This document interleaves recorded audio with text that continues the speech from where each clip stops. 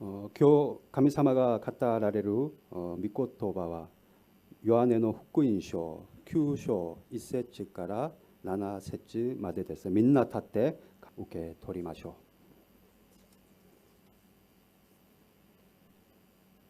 う。またイエスは道の途中で生まれつきの盲人を見られた。弟子たちは彼についてイエスに質問していった。先生、彼が盲目に生まれついたのは誰が罪を犯したからですか？この人ですか？その両親ですか？イエスは答えられた。この人が罪を犯したのでもなく、両親でもありません。神の技がこの人に現れるためです。私たちは私を使わした方の技を昼の間に行わなければなりません。誰も働くことのできない夜が来ます。私が世にいる間、私は世の光です。イエスはこう言ってから地面に椿をして、その椿で泥を作られた。そしてその泥を盲人の目に塗って言われた。言ってシロアム、訳して言えば使わされたものの池で洗いなさい。そこで彼は言って洗った。すると見えるようになって帰っていった。아멘. 감사마노 미코토바데스. 계속해서 요한복음 강해하고 있습니다. 일본 분들은 통역기 사용해 주시고요. 오늘 요한복음 9장 말씀 보고 있는데요. 태어나면서부터 소경된 자를 예수님은 어떻게 생각하실까? 태어나면서부터 소경된 자들 예수님이 어떻게 생각하실까? 여러분 간단한 문제는 아닙니다. 단순한 문제가 아니에요. 우리 일상에서 충분히 일어날 수 있는 문제이기도 합니다. 실제로 여러분 나면서부터 앞을 보지 못하는 분들이 많이 계십니다. 여러분 어떻게 생각하십니까? 그 사람의 잘못 때문이라면은 앞을 보지 못하는 것이 죄의 결과라 할 수 있지만 나면서부터 소경인 자, 태어나면서부터 걷지를 못하는 자들, 태어나면서부터 듣지 못하는 자들, 태어나면서부터 보지 못하는 자들을 우리가 어떻게 생각해야 되는가? 이것을 어떻게 설명할 수 있고 어떻게 이해할 수 있는가? 그죠? 2절 말씀 함께 제가 읽고 여러분은 눈으로 읽습니다. 제가 읽겠습니다. 제자들이 물어 이르되 라삐여, 이 사람이 맹인으로 난 것이 누구의 죄로 인함이니까? 자기니까 그의 부모니까? 제자들도 궁금한 거예요. 제자들도 궁금한 거예요. 그런데 이 물음에는 제자들의 생각은 인과응보적인 사고가 실은 들어 있습니다. 맹인으로 난 것이 누구의 죄 때문입니까? 원인과 결과가 있다라는 겁니다. 제자뿐만 아니라 여러분 실은 이 당시 유대 사회는 모든 인간의 불행과 고난은 죄의 결과다라는 풍조가 만연하게 퍼져 있었습니다. 그러니까 제자들이 억지를 부리는 게 아니에요. 그런 문화가 있었다라는 거죠. 제자들이야 예수님이 계시니까 물어보면 그만이지만 사람들은 어떻게 해요? 누가 이걸 답해요? 태어나면서부터 앞을 보지 못하는 거 이거 누가 설명할 수 있겠어요? 우리도 대답 못해요. 누가 대답할 수 있겠어요, 이것을? 그래서 예수님만 대답할 수 있는 문제인 겁니다. 우리 인간이 답할 수 있는 문제가 아니에요. 그냥 살아가다 그냥 눈이 먼 것도 아니고 태어날 때부터 소경인 거 이거 어떻게 우리가 설명하겠어요? 당신이 말이야 이렇고 이렇게 해서 지금 소경이 된 거라고 누가 얘기할 수 있겠어요? 여러분 나면서부터 소경이 된 것이 만약에 죄 때문이라면 이거는 신학적으로는 맞는 말이에요. 신학적으로는 이게 맞는 말입니다. 왜? 엄마 뱃속에서부터 죄가 있었다라는 건데 이게 맞는 말이라니까요. 왜? 그것이 원죄이기 때문입니다. 그런데 너무 잔인해요, 여러분. 하나님께서는 우리가 아는 하나님은 사랑의 하나님, 공평의 하나님이신데 이 사람이 평생 안고 살아가야 될 짐이 너무 가혹합니다. 앞을 보지 못하는데 뭘 할 수 있겠어요? 아무것도 못하는 거죠. 그래서 죄 때문에 소경이 되어 태어난다는 것은 죄송스럽지만 하나님에게는 실은 사랑이신 하나님의 성품과는 굉장히 거리가 멀어 보입니다.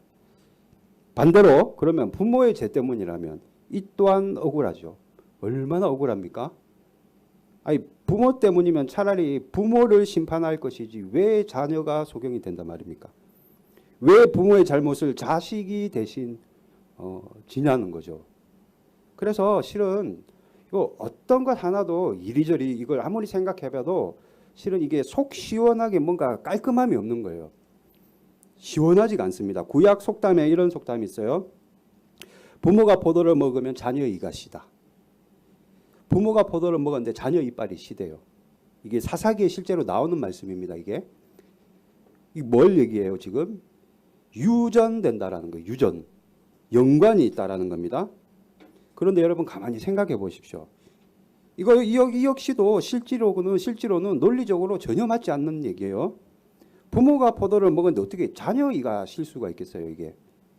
믿지 않는 사람들, 교회 한 번도 오보지 않은 사람들에게 부모가 포도를 먹었는데 자녀 이가 시다고 하면 뭐라고 할 것 같아요? 예? 험한 소리 들어요. 험한 소리. 합리적이지도 않고 공평하지도 않습니다. 그래서 예수님만 답할 수 있는 거예요. 그래서 우리는 성경을 통해 그 답을 찾아야 된다라는 겁니다. 그렇다면 예수님은 무슨 답을 하고 계신가? 뭐라고 얘기하고 계신가? 3절 말씀, 3절 제가 읽겠습니다. 예수께서 대답하시되 이 사람이나 그 부모의 죄로 인한 것이 아니라 그에게서 하나님이 하시는 일을 나타내고자 하심이라. 여러분, 이 사람의 죄도 아니다. 그렇다고 이 사람의 부모의 죄도 아니다. 하나님의 일, 하나님의 영광을 나타내고자 함이다라고 너무나도 분명하게 예수님이 말씀하고 계십니다. 이 사람이 태어날 때부터 소경으로 태어난 것, 하나님의 영광을 보여주기 위한 하나님의 섭리였고, 이 사람이 소경에서 다시 정상으로 돌아가는 것도 하나님의 영광, 하나님의 빛남을 나타내기 위함이다라는 겁니다. 너희가 생각하는 것처럼 누구의 죄 때문이 아니라는 겁니다. 물론 구약에서는 죄에 대해서는 3, 4대까지 벌한다는 말이 있어요. 그 뭐야? 그거는 뭐고 이건 또 뭐야? 예? 헷갈리죠, 그죠? 그런데 여러분 죄에 대해서 3, 4대까지 벌한다는 이 말씀을 잘 여러분 오해를 하면 안 돼요. 이 말씀은 자식들이 부모의 죄를 답습할 때 그렇게 한다라는 거지 그냥 다짜고짜 자녀들에게 죄를 묻는다라는 얘기가 아닙니다. 자녀가 부모의 죄를 답습할 때 그럴 때는 3, 4대까지 내가 벌을 주겠다라는 거예요. 그러므로 오늘 소경이 눈을 뜬 이 기적은 하나님의 영광 때문이지 누구의 죄 때문이 아니라는 겁니다. 여러분, 하나님은 거두절미하고 하나님은 눈을 뜨게 하시고 걷게 하시고 일어나게 하셔서 저와 여러분이 살아가는 삶 가운데 내가 여기 있다, 내가 살아있다라는 것을 말씀하시기 위해 때로는 하나님의 표적을 보여주시기도 하고 하나님의 기적을 보여주시기도 한다라는 겁니다. 하나님의 기적과 표적을 보여주시는 이유는 하나님 당신의 살아계심과 그분의 역사심, 일하심을 보여주기 위함이다라는 겁니다. 그래서 소경이 눈을 뜬 것은 오직 하나님께 달린 일이죠. 하나님께 달린 일입니다. 눈이 감기는 것도 하나님의 뜻이고 눈을 뜨는 것도 하나님의 뜻이다라는 겁니다. 시편에 이런 말이 있어요. 146편에 여호와께서 맹인들의 눈을 여시며 누가요? 여호와 하나님께서 여호와께서 비굴한 자들을 일으키시며 여호와 하나님께서 여호와께서 의인들을 사랑하시며 누가요? 하나님께서 주체가 하나님이라는 겁니다. 눈을 여시는 분도 하나님이시고 여러분을 일으키시는 분도 하나님이시다라는 거예요. 더욱더 말씀하시는 것은 여러분을 사랑하시는 분도 하나님이시다라는 겁니다. 이것이 정확하게 믿어지는 자는 절대로 믿음을 포기하지 않습니다. 하나님이 나를 사랑하시고 이 시간도 나를 일으켜 세워주신다는 그 믿음이 확고한 자들은 거칠 것이 없다라는 겁니다. 이것을 우리가 믿음으로 지어야 된다라는 거죠. 우리가 교회 다니면서 신앙생활하면서 이것을 확실하게 해야 된다라는 겁니다. 그런데요, 사람들은 예수님 하신 일을 통해 하나님의 영광을 좀처럼 보지 못합니다. 어쩌면 우리도 그런지 모르겠어요. 하나님이 나를 세우시고 하나님이 나를 일으키시며 나를 사랑하시는 것을 보지 못하는 거예요. 은혜를 만끽하지 못하는 겁니다. 그래서 예수님이 누구신지에는 관심이 전혀 없고 그냥 예수님이 하신 일에만 사람들이 집중하게 되는 거예요. 제가 지난주에 말씀드린 오병이어의 기적 때 사람들이 예수님을 바라보지 않고 그 예수님이 만드신 떡만 바라봤다라는 거예요. 마찬가지였어요. 바리새인들도 안식일의 주인 되신 예수님이 오셨음에도 불구하고 주인은 몰라보고 안식일만 중요하게 여기는 거예요. 그래서 안식일에 방석 들고 옮기는 것도 안 되고 안식일에 예수님이 병자 고치는 것도 안 된다라는 겁니다. 오늘 소경을 치유하실 때 눈을 치유하시면서 침을 땅에 뱉으셨어요. 그리고 침이 흥건해진 땅의 진흙을 가지고 눈에 바르셨습니다. 굉장히 더러워요. 그죠? 굉장히 비위생적입니다. 아니 그냥 말씀으로 실로암에 가서 씻으라 말씀을 하시면 될 것을 굳이 땅에다가 침을 뱉으시고 그것도 이렇게 이겨가지고 또 눈에 바르셨어요. 모르겠어요. 제가 더 이렇게 했을지도 모르겠어요. 얼마나 여러분 이게 더럽고 어떻게 보면 굉장히 어려운 일입니다. 왜 이렇게 근데 예수님은 복잡하게 일을 하실까? 그냥 눈을 떠라, 일어나, 걸어라, 말씀으로 치유하시면 될 것을 왜 굳이 이렇게 하실까? 의문을 가지기도 합니다만 예수께서 하신 행동, 침을 뱉고 눈에 흙을 바르신 그 행동에 우리가 주목해서는 안 된다라는 겁니다. 여러분, 예수님이 하신 이 모션이 중요한 게 아니에요. 정말로 중요한 것은 예수님이 이 행동을 통해 이 모션을 통해 보여주시고자 하는 것이 무엇인가를 정확하게 알아야 된다라는 겁니다. 이 일을 통해 나타내고자 하는 것이 무엇인가? 그것을 아는 자가 지혜로운 자라는 거죠. 예수님이 말씀하시고자 하는 것은 하나님이 살아계시다. 하나님이 일하고 계시다. 하나님의 영광이 드러나고 있다라는 것을 말씀하기 위함이었다라는 겁니다. 소경은 하나님의 능력으로 눈을 뜨는 것이죠. 하나님의 만지심으로 눈을 떠지는 겁니다.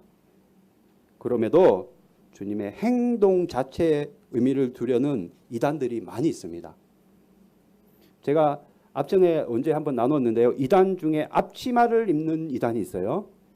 앞치마를 입어요. 그 앞치마예요? 맞아요. 그 앞치마. 여러분 생각한 그 앞치마예요. 한국의 모 기도원에 가면 대부분은 남자들이 안내를 안 해요. 여성분들이 안내를 합니다. 왜요? 그 시간에 대부분의 남성들은 정상적으로는 다 직장 가 있는 시간이에요. 그런데 희한하게 이 기도원은 경기도에 있는 이 기도원은 가면은 남자들이 다 안내를 해요. 그런데 그냥 안내 안 해요. 앞치마를 입고 있습니다. 앞치마를. 저는 가보진 않았지만 사진으로는 봤어요. 다 앞치마를 입고 있어요. 왜? 바울이 귀신을 쫓을 때 앞치마를 올렸더니 귀신이 떠나갔다라는 거예요. 그래서 능력 있는 일을 하기 위해서는 앞치마를 입어야 된다. 예수님이 하신 행동에 주목하고 우리가 바울이 한 행동에 주목하면 이런 엉터리 같은 믿음도 가질 수 있다라는 겁니다. 만약 그들의 믿음이 사실이라면, 그 신념이 사실이라면 아브라함이 이삭을 바치려 한 것과 똑같이 자신들의 자녀를 제물로 바쳐야만 하는 거예요. 그럼에도 이단들은 성경 구절로 계속 미혹합니다. 실제로 그런 사람들이 있어요. 이단 종말론자들은 교묘하게 말씀을 가지고 와서 미혹하는 겁니다. 그들이 주장하는 거대로 그것이 사실이라면 그들 역시 맹인이라면 눈을 뜨기 위해 비행기를 타고 이스라엘까지 가서 실로암에 가서 눈을 씻어야만 눈이 떠지는 거죠. 그래서 말씀을 가지고 정확하게 반박하면은 따지면은 대답을 못하는 게 대답을 못해요. 여러분 치유 예수님의 그 살아 역사하심은 믿음으로 일어나는 겁니다. 믿음. 우리의 믿음이 하나님의 일하심과 영광을 드러내는 통로가 된다라는 겁니다. 여러분 병자를 고치고 치유 사역하는 분들 한국에 많아요. 아프리카에 라인하르트 본케라는 목사님이 있습니다. 지금은 그분이 사역을 안 하는 걸로 제가 알고 있는데 수많은 사람들, 특별히 아프리카에 목발 짚고 다니는 사람들, 그런 사람들을 치유 사역을 해서 뭐 몇천 명도 넘는데요. 거기 강당에 이런 강당에다가 그 짚고 다니던 목발을 쫙 걸어놨어요. 뭐 보면은 뭐 어마어마합니다. 한번 집회하면 몇천 명이 모여요. 그런데 한국에 있는 그 치유 사역자들도 그렇고 라인하르트 본케 목사님의 책을 읽어보면 한 가지가 너무나도 분명합니다. 똑같이 안수했는데 누구는 나와서 걸어서 뛰어가는데 누구는 아무리 기도해도 낫지 않고 그대로 주저앉아 있더라는 겁니다. 왜요? 기도를 받는 그 당사자의 믿음 때문이다라는 거예요. 똑같은 간절한 마음을 가지고 똑같은 하나님을 바라보는 열정을 가지고 기도함에도 불구하고 누구는 뛰어서 걸어가고 누구는 여전히 앉아있는 그런 인생이더라는 거죠. 믿음의 본질, 하나님의 일하심은 그 사람의 그 믿음, 어떤 믿음을 가지고 있느냐, 그것에 따라서 즉각적인 치유도 일어나고 여전히 그냥 치유받지 못하고 안전뱅이 인생을 살아가는 이들도 분명히 있더라는 겁니다. 그런데 어떤 분은 크고 그런 치유를 받아서 담대한 믿음을 가진 분들은 항상 하는 말이 하나님이 오늘 나를 만지실 것을 믿습니다라는 자들이 꼭 하나님의 일하심을 보더라는 겁니다. 하나님의 영광이 오늘 이 자리에서 일어날 것을 믿습니다라는 분들은 걸어가더라는 거죠. 그런데 누군가는 기도를 받는 것 같기는 한데 눈을 감고 있기는 한데 그냥 맹숭맹숭한 거예요. 그냥 속으로는 어쩌나 저쩌나 이러고 있다라는 겁니다. 왜요? 믿음이 다르기죠. 믿음이 다르기 때문이죠. 너무나도 분명한 한 가지 사실은 하나님의 일하심과 그 표적은, 그 영광은 우리의 믿음에 따라 결정된다라는 겁니다. 소경이 눈이 떠진 것은 앞을 보고 싶다는 강력한 그의 열망과 소원이 있었고 때마침 예수님이 그 앞을 지나가셨을 뿐이라고 생각할 수도 있지만 실은 그 역시도 우연이 아니라 하나님의 섭리였고 그 믿음을 가지고 있는 그가 유일하게 눈을 뜰 수 있는 것은 어둠을 몰아내는 빛이신 예수님의 만지심이 있었기 때문에 그가 눈을 떴다라는 겁니다. 여러분 어두워진 눈, 여러분 맹인이면 어떨 것 같아요? 그냥 암흑이에요. 암흑. 깜깜한 거죠. 그냥. 그 어둠을 물리치기 위해서는 예수님이 치유의 빛을 쫙 비춰주지 않으면 도저히 우리 인간의 힘으로는 볼 수 없는 겁니다. 그래서 예수님이 이런 말씀하셨어요. 5절 말씀 제가 읽어보겠습니다. 5절입니다. 내가 세상에 있는 동안에는 세상의 빛이로다. 여러분 꼭 기억하십시오. 예수님께서 흙을 이기시고 눈에 바르신 것이 중요한 것이 아니라 하나님의 영광, 하나님의 일을 보게 하는 그 믿음이 중요하다라는 거예요. 그 믿음. 저와 여러분은 이 믿음으로 하나님의 일하심과 살아계심과 그분의 영광을 보게 된다라는 겁니다. 이 믿음.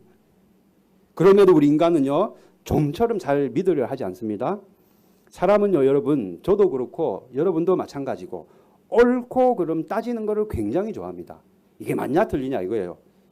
자신도 틀리고 자신도 죄인이면서 따지기를 좋아하는 게 우리 인간입니다. 이것이 맞나? 혹시 저게 만든 것 같지는 않은가? 이렇게 하면 높아지나? 내가 이렇게 하면 낮아지진 않겠나? 하나님 나라는 맞고 틀리고 높고 낮음의 문제가 아니라는 겁니다. 하나님께서는 하나님 앞에서는 그런 것들은 합당하지 않다라는 거예요.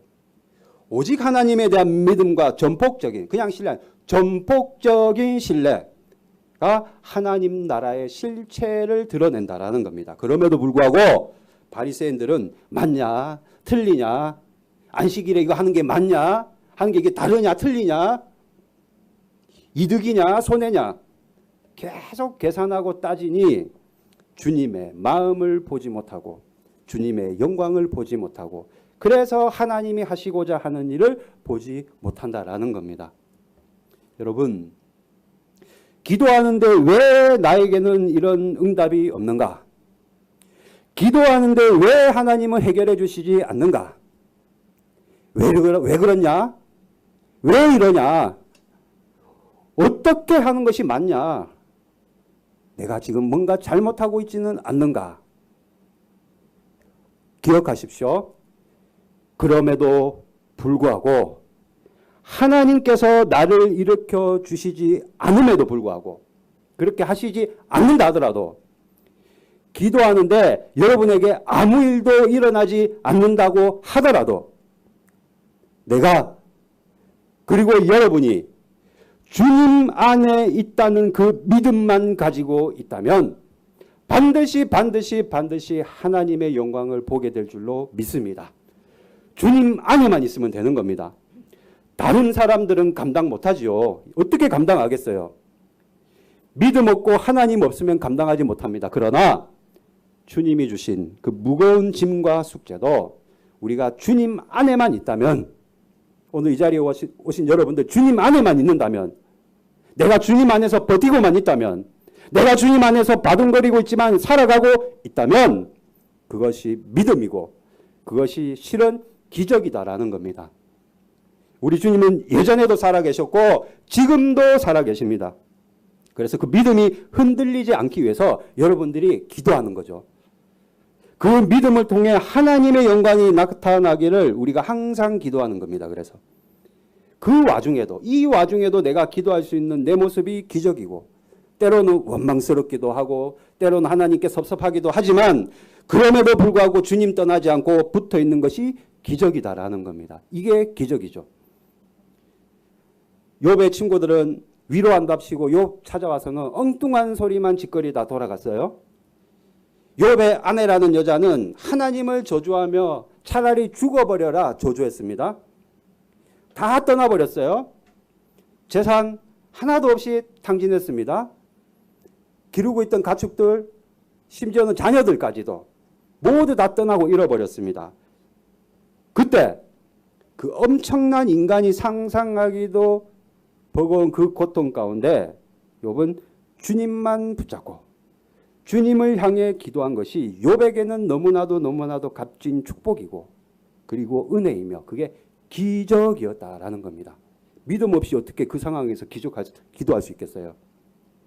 그런데 중요한 것은 하나님은 그 기도할 수 있는 힘을 주신다라는 거예요. 그 힘을, 그 능력을 주십니다.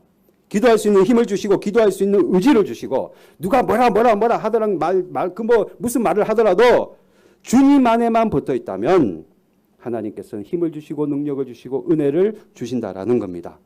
그래서 예수님이 내가 너희들에게 감당하지 못할 시험은 주지를 않겠다라고 말씀하신 이유도 그런 이유예요. 그래서 그 말씀을 하신 겁니다. 아브라함에게 아들 이삭을 바치라고 한 것 우리 사건 잘 알죠. 순종, 야 순종한 모습 멋지다. 그래 그랬지. 거꾸로 생각해 볼까요? 생각해 보면 하나님이 아브라함에게 아들을 바치라고 한 것은 아브라함에게 그 바칠 수 있는 하나님의 믿음이 하나님께서 주셨기 때문에 그 아들을 바칠 수 있었다라는 겁니다. 믿음은 선물이다. 하나님이 아브라함에게 아들을 바칠 수 있는 믿음을 주셨기 때문에 바칠 수 있었다. 부모는 자식에게요, 감당하지 못할 만큼 어렵고 무거운 짐은 아예 맡기지를 않습니다. 그러므로 이 자리에 계신 여러분은, 저도 그렇고 여러분은 이것만은 확실해야 된다라는 거죠. 나는 주님 안에 있다. 나에게는 주님이 주시는 믿음이 있다. 나는 하루하루 주님과 함께 살아가고 있다. 주님 때문에 견디고 있다. 주님이 나의 짐을 함께 지고 계시다. 이 믿음과 의지를 가질 때, 우리가 그분 앞에 나갔을 때 우리가 상상도 할 수 없는 큰 영광과 면류관을 주실 줄로 믿으시기를 바랍니다. 이거는 믿음이에요. 그 영광과 그 하나님이 주실 그 찬란한 면류관은 우리 인간의 작은 머리통으로 상상이 안 되는 것. 그냥 뭐 상상은 자유니까 하려고 하면 하세요. 상상. 그러나 감히 예측할 수 없는 그 영광, 그것이 우리에게 약속되어 있다라는 겁니다. 그래서 우리는요, 단지 하나님 주시는 말씀 붙들고 하루하루 그냥 따라가면 되는 거예요. 오늘 우리에게 이 말씀을 주셨다면 이 말씀 붙들고 오늘 하루도 열심히 최선을 다해서 살아가시고, 또 내일 되면은 또 주시는 말씀이 있을 거 아니에요. 또 그거 붙들고 하루를 열심히 살아가고, 주부들은 열심히 가사 일을 하시고, 남편분들은 열심히 직장에 나가서 최선을 다해 일하시면서 하나님의 영광을 높여드리는 삶을 살아야 된다라는 겁니다. 로렌스 형제가 말한 것처럼 계란 후라이 하나를 하는 것도 허투루 하지 않고 최선을 다해서 하나님 함께 바친다는 마음으로 하나님의 영광이 있다는 그 마음을 가지고 했다라는 거 아닙니까? 그게 크리스찬들의 삶이다라는 거죠. 그렇게 우리가 하루를 견디면 여러분 일주일을 견딜 수 있어요. 그래서 일주일을 견디면 또 한 달을 또 그렇게 견디는 겁니다. 그렇게 한 달을 견디면은 1년 또 금방이에요. 1년 또 견디죠. 10년은 더 빠릅니다. 그렇게 한 발 한 발 스텝 바이 하나님 앞에 나가는 겁니다. 그것이 궁극적으로 승리하는 삶이다라는 거예요. 최선을 다해서. 여러분 중요한 것은 주님 안에 거하십시오. 주님 안에 거하십시오. 주님을 꼭 붙잡으시기를 바랍니다. 그러면 주님 앞에 여러분들이 섰을 때 말씀하실 거예요. 이렇게 말씀하시지 않겠어요? 야, 내가 이 숙제를 이 짐을 누구에게 줄고 고민 많이 했다. 야, 그런데 너는 할 것 같아서 내가 너한테 맡겼다. 그래서 너에게 그 일을 맡긴 거야. 아이고야, 너 참 대단하구나. 충성되게 잘 감당했다. 내가 너를 높이리라 말씀하시지 않겠습니까? 여러분 이 눈이 떠져야 돼요. 주님을 볼 수 있는 이 눈. 저와 여러분이 겪고 있는 모든 일은 불행한 일이든지 행복한 일이든지 힘들고 어려운 일이든지 다 주님이 허락하셨고 감당할 수 있는 힘을 주시고 또 그분 안에서 거하도록 하기 위한 큰 축복임을 이 또한 믿으시기를 바랍니다. 나는 주 안에 있다. 그럼에도 불구하고 나는 주 안에 있다. 이것이 깨달아지는 자는 절대로 믿음을 포기하지 않습니다. 그런 의미에서 모세 가나안 땅에 들어가지는 못했지만 어쩌면 그에게는 가나안 땅에 들어가지 못한 게 축복인지도 모르겠어요. 여러분 가나안 땅에 들어갈 때 1번으로 들어가야 될 자격이 있는 사람이 누구예요? 모세입니다. 모세. 이스라엘 민족들 모세 어마어마하게 많이 괴롭혔습니다. 얼마나 힘들게 했어요. 얼마나 모세로 하여금 어렵고 힘들게 만들었습니까? 얼마나 말을 안 듣고 얼마나 마음을 졸이게 했습니까? 그럼에도 불구하고 모세는 가나안에 못 들어가고 말상적인 이스라엘 민족들은 다 가나안에 들어갔습니다. 물론 여러 가지 이유가 있지만 정작 가나안에 들어간 사람들 가운데는 하나님을 다 잊어버리고 하나님이 주신 은혜를 잊어버리고 하나님이 주신 말씀을 잊어버리고 자기들 갈 길로 다 뿔뿔이 흩어져 다 가버린 사람들이 다 수두룩하게 많았다라는 겁니다. 결국에는 우상을 섬기고 젖과 꿀이 흐른다는 그 가나안에 젖과 꿀을 실질적으로 눈에 딱 보니 그냥 마음에 정욕이 올라오고 욕심이 올라와가지고 그것들 따먹는다고 다 흩어져 버렸다라는 거예요. 하나님은 온데간데 없고 그냥 자기들의 살 길을 따라 다 흩어지고 우상을 섬겼다라는 겁니다. 그런데 만약에 가나안을 통해서 그들이 그런 행위를 하게 된 이것을 볼 때 그들에겐 더 이상 가나안은 약속의 땅이 아닙니다. 천국이 아닌 거예요. 젖과 꿀이 그들에게 축복이 아닌 거예요. 왜입니까? 하나님을 잊어버렸기 때문입니다. 믿음을 버렸기 때문이죠. 하나님의 은혜를 완전히 잊어버렸기 때문입니다. 반대로 가나안에는 들어가지 못했지만 이 모세, 들어가지 못한 모세, 광야에서 고생만 한 모세이지만 오히려 그 광야가 모세에게는 가나안입니다.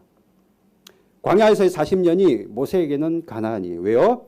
모세는 광야에서 하나님과 함께 했기 때문입니다. 그래서 모세에게는 차라리 가나안 땅이 아닌 광야가 그에게는 축복이고 그곳이 천국이었습니다.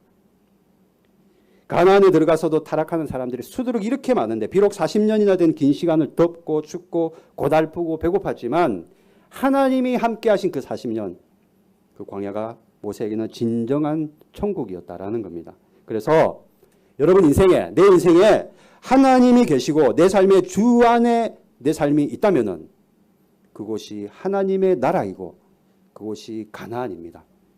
하나님이 내 인생에 함께 계시다면 그곳이 천국입니다. 그래서 우리 이런 찬양 부르잖아요. 초막이나 궁궐이나 내 주 예수 모신 곳이 그 어디나 하늘나라. 누가 지었는지 뭐 잘 지은 것 같아요. 가사를. 예?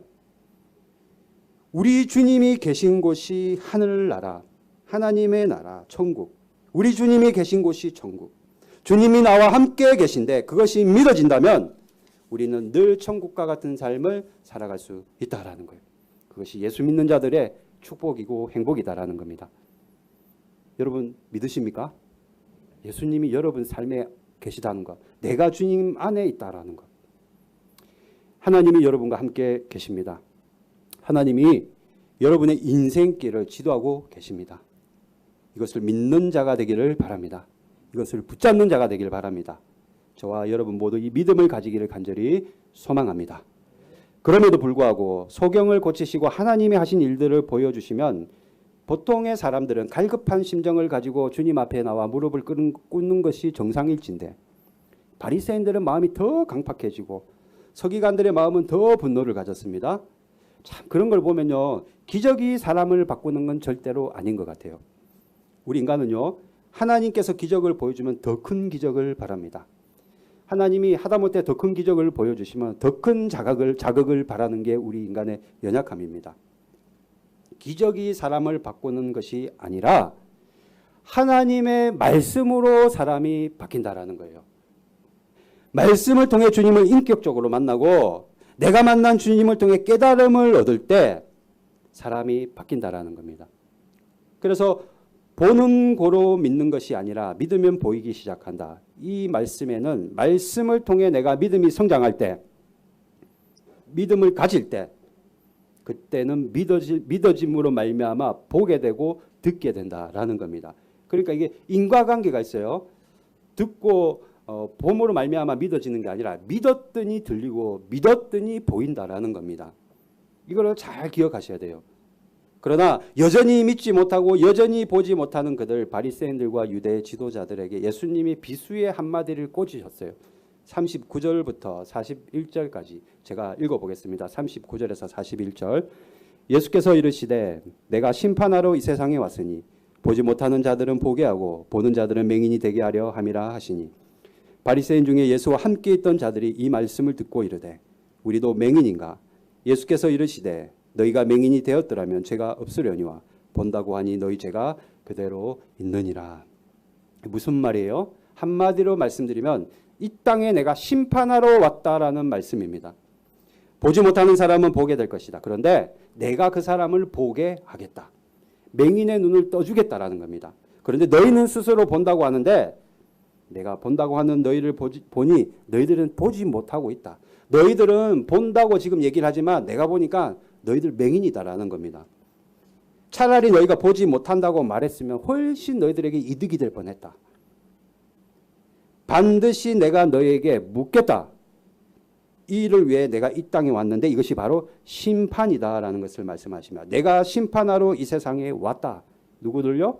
맹인들을. 특히 지금은 보는데 지금은 보고 이제까지는 봤다라고 말하는 그 맹인들. 어쩌면 이런 아리송한 말씀, 그죠? 좀 쉽게 말씀하시면 되지만 예수님께서 쉽게 말씀을 안 하시고 아리송하게 말씀하셨어요.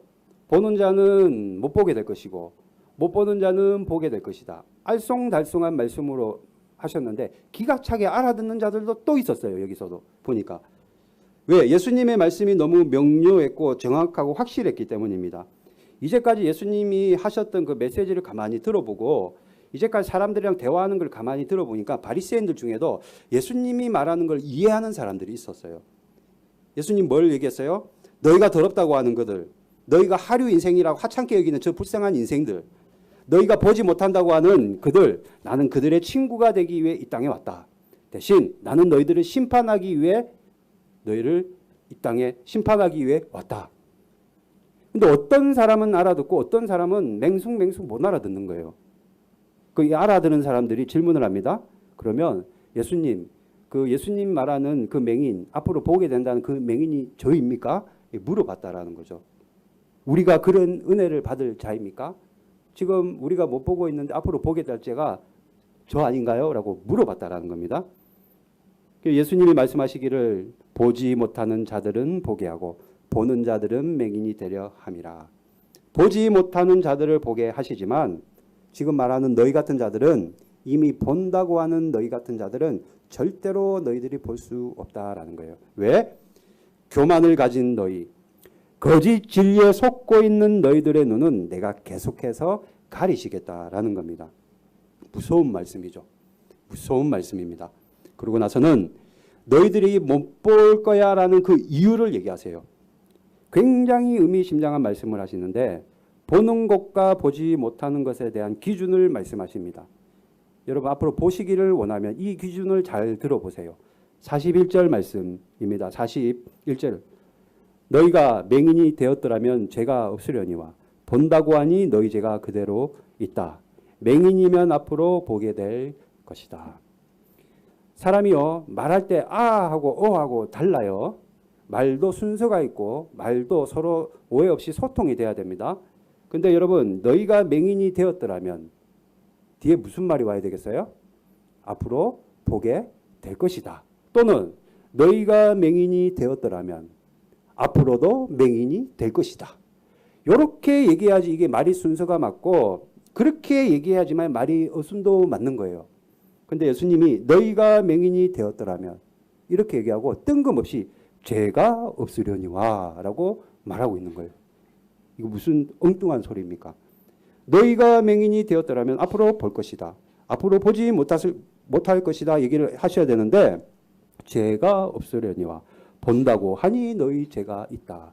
뜬금없이 곧바로 죄하고 맹인하고 연결을 시켜서 말씀을 하십니다. 무슨 말이에요? 보는 것. 보지 못하는 그 심판의 기준이 너희들의 그 죄라는 거예요. 죄. 이거 너무나도 중요합니다, 여러분. 너희가 앞으로 보게 될지 못 보게 될지의 기준이 바로 죄라는 겁니다. 죄. 굉장히 두려운 말씀이죠. 그러나 합리적인 말씀이에요. 말이 어순이 하나도 안 맞는 것 같은데 가만히 들어보면 합리적인 말씀입니다. 우리가 주님 앞에 나올 때 죄를 가지고 나오면 주님을 볼 수 없다라는 거예요. 죄가 우리 눈을 가리기 때문입니다. 어떤 죄예요? 스스로 의롭다고 하는 죄. 나는 괜찮은 사람이라고 의심되는 그 죄. 보지 못한다고 하면서 본다고 하는 그 죄. 스스로 똑똑하다는 그 죄. 스스로 괜찮다고 여기는 그 죄. 나는 잘났다고 생각하는 그 죄.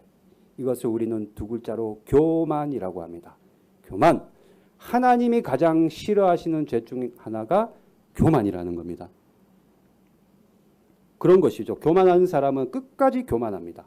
하나님 앞에 가서도 어디 해볼 테면 해보세요라고 말하는 사람들이 교만의 특징이에요. 해볼 테면 해보라는 거죠. 여러분, 우리 주님은 겸손함으로 말미암아 고개를 들지 못하는 사람, 내 죄 때문에 늘 고민하고 안타까워하는 사람, 나는 죄인입니다. 나 같은 제가 어떻게 주님을 만날 수 있겠습니까? 나에게는 의로움이라고는 전만큼도 없습니다. 스스로 낮추고 겸손한 자를 만나주시고 그들의 눈을 열어주신다라는 겁니다. 그것이 여러분 눈 뜬 사람하고 눈 감은 사람의 결정적인 차이라는 거예요. 여러분이 스스로 내가 잘났다, 나 똑똑하다 얘기한들 사람들이 높여줄 것 같아요? 아니에요. 말은 안 하죠. 속으로는 뭐 내가 많이 가지고 많이 뭐 배경이 탄탄한 거 얘기하죠. 말은 안 해도 속으로는요. 아이고야 안 됐다. 참 수준이 저거밖에 안 되네. 참 딱하다. 그죠? 다 그렇게밖에 생각 안 해요. 내가 나를 높이는 게 아니에요. 하나님이 나를 높여주시는 것이고 하나님의 일을 증거할 때 하나님이 나를 높여주시는 거죠. 이제까지 주님이 하셨다 고백하며 저와 여러분은 평생을 주님 바라보며 갈급한 마음을 가지고 예수님의 눈을 의식하면서 그런 인생을 살아가야 된다라는 겁니다. 이것이 가장 복된 인생이고 이것이 예수님 안에 거하는 인생입니다. 이것이 가장 예수님께 사랑받는 인생이고 하나님의 영광을 드러내는 인생입니다. 여러분, 예수님 안에 거하는 삶, 나를 살려주신 하나님의 그 사랑과 은혜, 그것을 우리가 안다면 절대로 내 스스로가 높아지고자 하는 그 교만, 스스로 높아지고자 하는 그 교만으로부터 우리는 멀어질 수밖에 없다라는 거예요. 간절히 여러분에게 권면하기, 교만으로부터 도망가십시오. 교만을 피하십시오. 그리고 겸손하기에 함부로 시간을 낭비하지도 마십시오. 최선을 다해서 하루를 살아가십시오. 흥청망청 살아가지도 마십시오. 그 시간을 아끼십시오. 왜요? 하나님의 영광을 드러내기도 아까운 그 시간을 왜 우리가 흥청망청 시간을 낭비하며 살아간단 말입니까? 여러분, 주님 안에 겸손하고 겸손하기를 간절히 원합니다. 주님 안에 낮아지고 낮아지기를 간절히 소망합니다. 말씀을 정리하는데요. 주님 때문에 눈을 뜬 그 소경은 그럼 어떻게 됐냐? 저는 항상 결과가 궁금해요. 항상 결과가 궁금해요. 눈을 뜬 소경을 바리새인들이 또 만났어요. 그 소경을. 그래서 바리새인들이 소경에게 물어봤습니다. 당신 눈을 뜨게 한 사람이 누구냐? 물어봤어요. 여러분, 당시에는 예수님 옛자만 꺼내도 아주 몹쓸 짓을 당하는 그런 시대였어요. 그럼에도 불구하고 그런 사회적인 풍조와 누구 하나 예수님 옛자를 이름을 함부로 거론하지 못하는 그런 상황 가운데 그런 분위기가 있었는데 그럼에도 불구하고 이 소경이 예수님이 하셨습니다라고 너무나도 정확하게 바리새인들에게 얘기하는 거예요. 그러니까 이 바리새인들이 아니다. 어떻게 그런 자가 시골 촌뜨기가 어떻게 갈릴리에서 온 아무것도 모르는 지방촌 사람이 그런 일을 할 수 있느냐. 그렇지 않다라고 부정할 때 부인할 때 이 소경은 끝까지 나의 눈을 뜨게 하신 분이 우리 주님 예수님이다라고 고백했다라는 겁니다. 두려움 앞에서도 끝까지 믿음을 포기하지 않은 그 소경, 끝까지 용기를 버리지 않고 주님이 하셨다 고백한 그 소경이 진짜 눈뜬 자이고 그것을 여전히 보지 못하고 주님을 부정하고 부인하는 바리새인들이 진짜 영적인 소경이다라는 겁니다. 저는 여러분들이 영적인 소경이 아닌 다 눈뜬 자들이 되기를 간절히 소망합니다. 우리가 눈을 떠야 되는 거죠.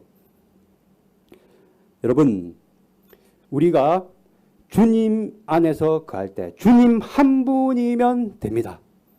여러분 앞으로 살아가실 때 주님 한 분이면 충분합니다. 우리가 이제까지 여러분이 어떤 인생을 살아오셨고 지금 상황이 어떻고 앞으로 어떤 인생을 살아갈지는 저는 모르지만 너무나도 분명하고 알고 있는 것은 주님이면 됩니다. 주님 안에만 거하십시오. 그럴 때 여러분의 눈을 주님께서 열어주십니다. 믿음을 가진 자들을 주님은 보게 하십니다. 교만한 자들 특별히 나를 높이기 위해 자랑하는 것. 그렇게 해서라도 높아진다면 얼마든지 자랑하고 교만하십시오. 그러나 그것이 하나님을 대적하는 큰 죄임을 기억해야 됩니다. 혹여나 여러분들 가운데 교만의 마음이 올라올 때가 있다 하면은 그럴수록 더욱더 주님이 오늘 주신 이 말씀 붙들고 그래 나 같은 죄인 살리신 저 하나님이 계신데 내가 뭐라고 하나님 앞에서 내가 의롭다 내가 똑똑하다 내가 많이 가졌다 내세울 것이 뭐가 있겠냐.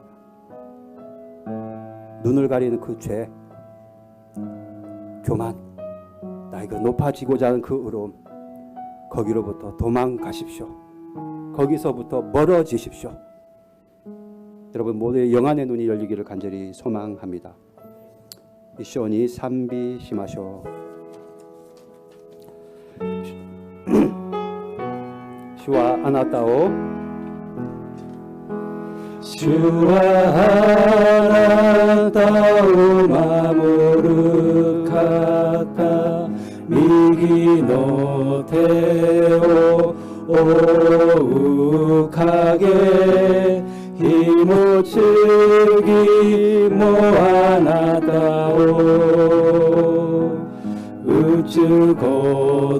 우츠고토와 나이 슈와 아나타오 슈와 아나타오 마모르 카타 스베테 노와 자와이 카라 이마요리 토코시에니 마모테 구다사르 메오하게